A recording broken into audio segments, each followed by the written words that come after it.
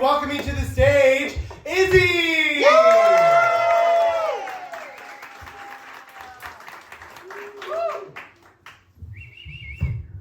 What is good? Yeah. How are we doing? I had to take my jacket off. It started raining on the way here. I do own an umbrella, but I lie to myself when I buy things. Does anyone else do that? Yeah, I know you do. You got a pack of condoms at home that you have never touched. I was running late on my way here because I stopped by a Circle K to get a hot dog. And then the Circle K guy was like, sorry, we don't serve hot dogs after 6 p.m. I know, right? Who's eating gas station hot dogs before 6 p.m.? Why are you doing that to yourself? Look, as a stand-up comedian, I have had to indulge myself in a breakfast hot dog every now and then, okay? And by now and then, I mean regularly. So if you're doing that, your life isn't in a good place. And I know this because one time I was in Florida for a gig and I was at 7-Eleven getting a breakfast hot dog, as you do. The guy in front of me was talking to the cashier and he was all like, and now the boat's at the bottom of the bay. And I don't know how to tell her. And then the cashier said, well, Greg, I think you're going to have to quit doing cocaine.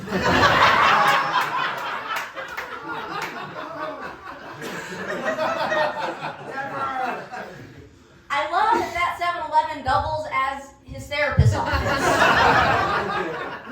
I think that means he gets a free big gulp of therapy. And someone should call Medicaid and let them in on that. I was walking here, and admittedly I was playing Pokemon Go. Yes, people still play Pokemon Go. Okay, fine, I still play Pokemon Go. I don't know if y'all know this, but they have a battle feature in the game now. And so I was playing this battle, I was gonna lose. Like last split second, had 1 HP left and I won that shit. And I was so excited. In a moment of triumph, I raised my fist in the air and I was like, yeah, get the fuck out of here. And then I heard a voice behind me go, hey! And I turned around and it was 2 black guys. And I froze. I didn't know what to do, right? Because I thought that they thought that I was beefing with them, but I was beefing with Pikachu. So I just slowly held up my phone and pointed to the screen. And then the guy's friend said, nah, man, that's a kid.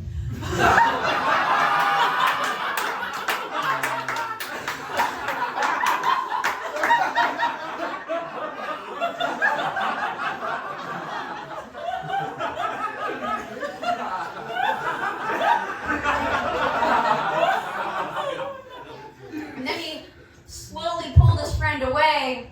And there's 2 things I really love about that interaction is that 1, I'm 33 and 2, that's a great wingman, right? Like, can you imagine if Jeff Epstein had that wingman?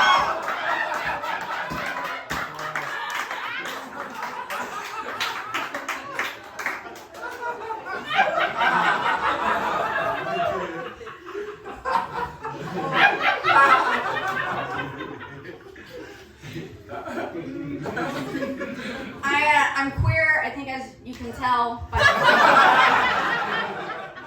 I love being queer. I love being queer so much I wanted to get a master's in queerness.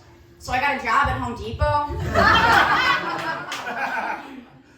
My boss found out I was a comedian, asked me to tell him a joke. I told him that joke, and he didn't get it.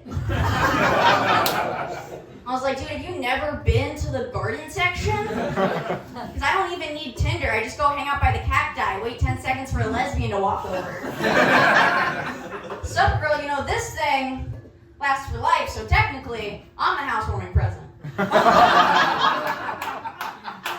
that doesn't work, I head over to the paint department, hang up by the paint swatches like, hey, girl, you know, this lavender's gonna look great in our apartment. And when that definitely doesn't work, I head over to lumber. Because that's the kind of lady looking to build something. A relationship with me.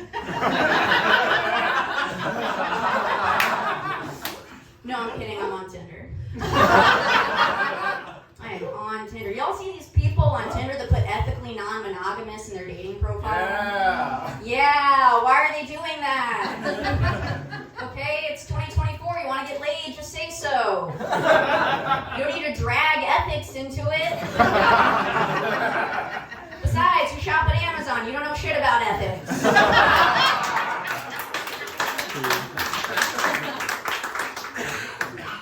I met a girl on Tinder. She's Chilean. Anyone in here speak Spanish? Yeah, poquito. Excelente. Yeah, I had to learn Spanish in school. All my math, my science, and health was in Spanish. And in school, they were always like, you need to know this to get a job. You need to know this to get a job. And I was like, I don't want one of those. If they had said, you need to know this to fall in love with a beautiful Chilean woman, I would have paid attention. I would have gone to class. I would have done my homework. So as we've established, my Spanish, not great. Right? And we were in bed together one night, and I was trying to be romantic. Look, in my defense, what I wanted to say was I want you, which in Spanish is yo quiero, right? Like yo quiero Taco Bell. But the words that came out of my mouth were te quiero. Yeah, the Spanish speakers in here are already one step ahead. Okay? That means I love you. Oh. Yeah, I can't take that back. She's moving in. She's getting a green card. Really, she was going to until she dumped me. Oh. Yeah, you ever have to Google Translate your own breakup? Just to find out you got a Dear Juan letter?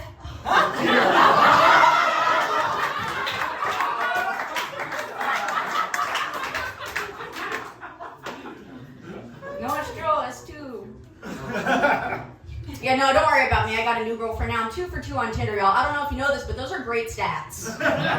Okay, and I love being in a relationship because it's really difficult to date in a city. Like, dating in a city when you're horny is like going grocery shopping when you're hungry.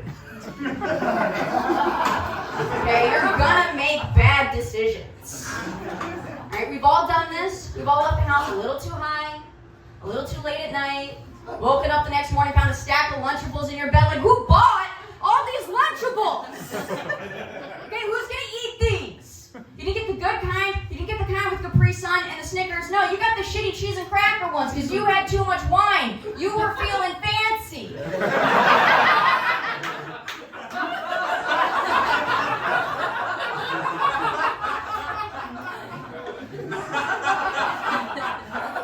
Now you gotta roll another blunt and eat those things.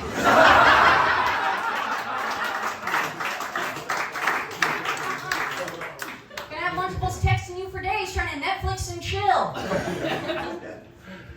But it's good, right? Because like I used to date in Los Angeles. And in Los Angeles I dated a lot of actors and a lot of models. And then I moved to the Midwest. Do you know what kind of women are into me in Chicago? Big ones. Big women. And look, I'm body positive, more cushion for the pushing, more to love. You know who disagrees with me?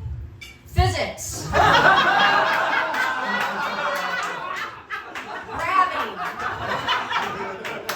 My chiropractor.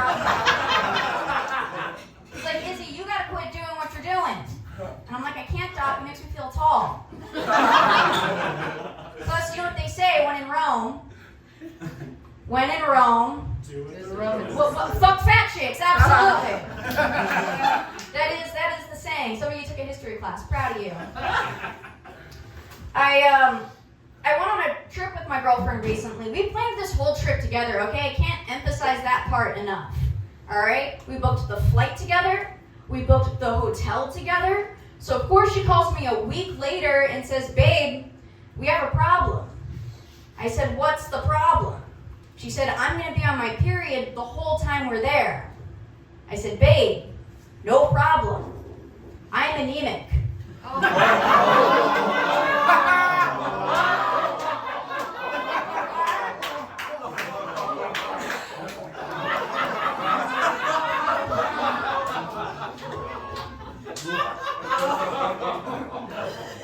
Lay it down and I'll cancel a doctor's appointment.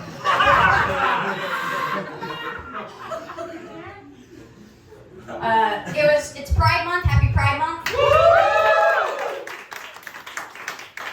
I am the elder which means I'm the oldest queer person in my family. Actually, I have an older cousin who's bisexual, but she married a man, so she's retired. I used to sleep with men, but then I learned to love myself.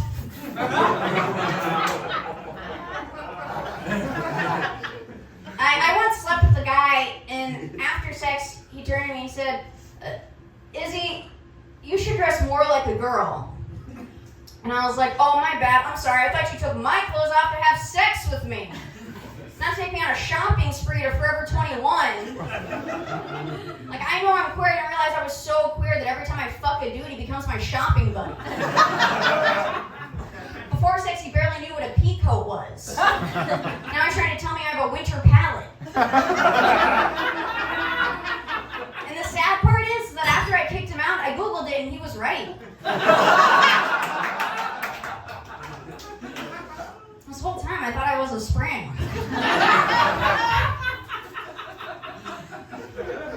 I once slept with this other guy and he said, Izzy, this makes me respect women more. I know, I really know how to pick them. But the joke's on him because my pussy identifies as a dick. My dick is like tofu, it's beef for vegan chicks. So good you can't believe it's not dick. No, but I should nickname my vagina dump truck because every dick I let inside is garbage. I have 2 dead parents. This is true. Thank you. Yeah, Father's Day just passed, but it's fine. It means I'm finally free to start an OnlyFans account. Time to get a different kind of daddy to pay my rent, you know what I mean? It turns out that the people that want to sleep with you, the men that want to sleep with you when your dad dies are totally different from the women that want to sleep with you when your mom dies. Right? Because this is a true story. After my mom died, I went to the funeral, and after the funeral, I went to the bar. And at the bar, a woman approached me, and she said, hey, little girl, does your mother know you're here? Oh, no. Which is one step above, hey! That was a callback. Okay. And I said, well, she died, so that depends on your opinion on the afterlife. And then I got to suck her titties in the parking lot.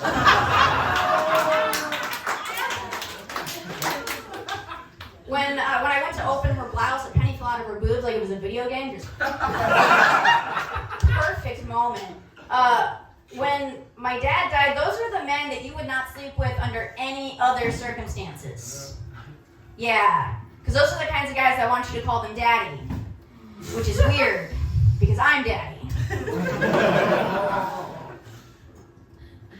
I gotta get out of here pretty soon. Can I tell you guys a fucked up joke before I leave? Okay, so I was watching a Christmas movie over the holidays, and a commercial came on of a little Israeli boy writing a letter to Santa about how Hamas kidnapped his parents. Yeah, which is fucked up. Like, he believes in Santa, but he doesn't believe in Jesus. And then Elf came back on.